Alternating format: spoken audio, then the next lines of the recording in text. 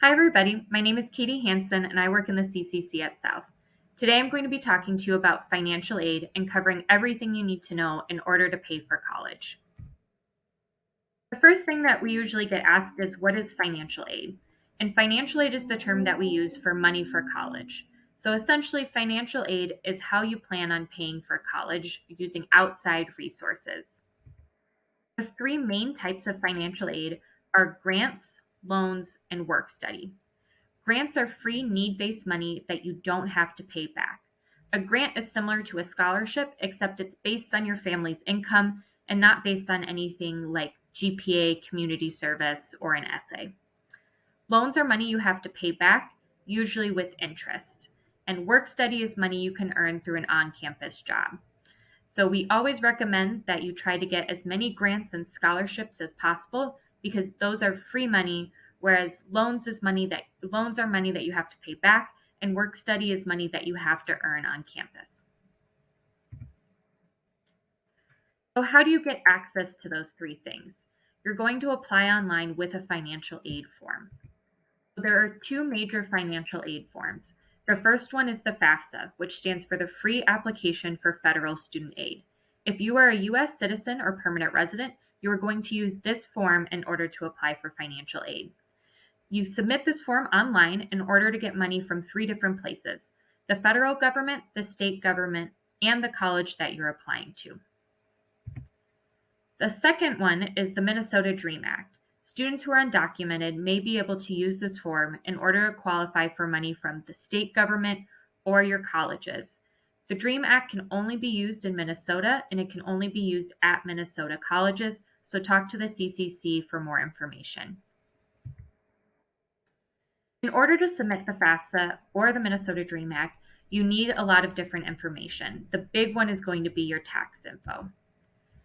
All students will need your 2021 tax information in order to fill out one of these forms. You will need your parents and yours if you worked in 2021. If you didn't work, then we don't need anything from you. And if your parents didn't work, then we don't need anything. But if anyone in your family worked last year, we'll need to put their information into the FAFSA or Minnesota DREAM Act. Here's a list of all of the materials that you need in order to complete the FAFSA. First, for your parents' information, if they have them, you need their social security numbers, and you also need their birthday, including the year. If they're married or divorced, you need that date in addition to those taxes that we talked about earlier. You would also need an estimate of how much they have in savings. For your information, you're going to need your social security card and number if you plan on applying to the FAFSA. If you're a permanent resident, you'll also need your green card number in addition to your social security number. If you have DACA and are applying to the Minnesota DREAM Act, we also would need your DACA number as well. If you worked, we need your W-2 form, even if you end up not filing taxes. So one of the things that we have put together for you all is College Knowledge and Financial Aid Night.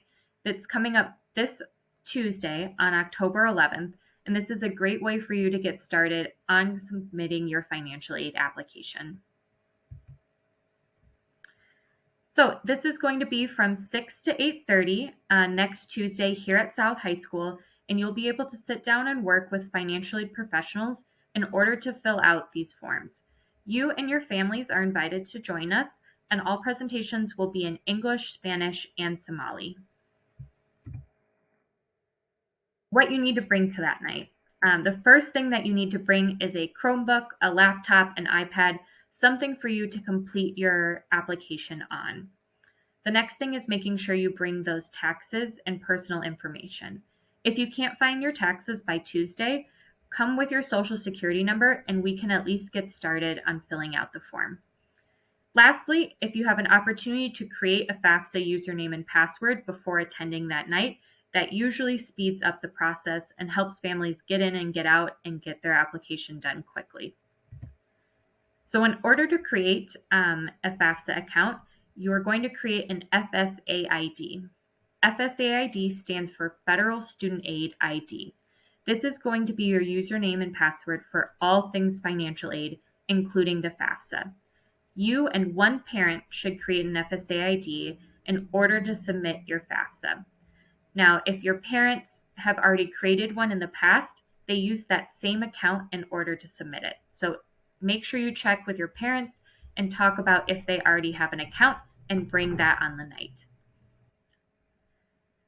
We also have a new scholarship this year. So this scholarship is open to students who complete their FAFSA and Minnesota Dream Act by December 1st. If you complete your application by December 1st, you'll be entered to win one of four $500 scholarships just for South High students.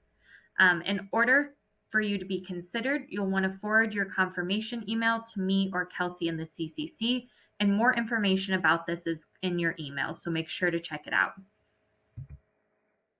So what's next? You come to our financial aid night, you go ahead and submit the application.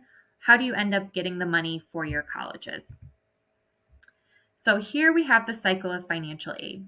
The first thing you'll do is apply online, right? So you'll submit the FAFSA or the Minnesota Dream Act and any other additional materials that they may follow up and ask you for. Once you've submitted it online, colleges will get a copy of it, and then it's going to be up to them to send you a financial aid award.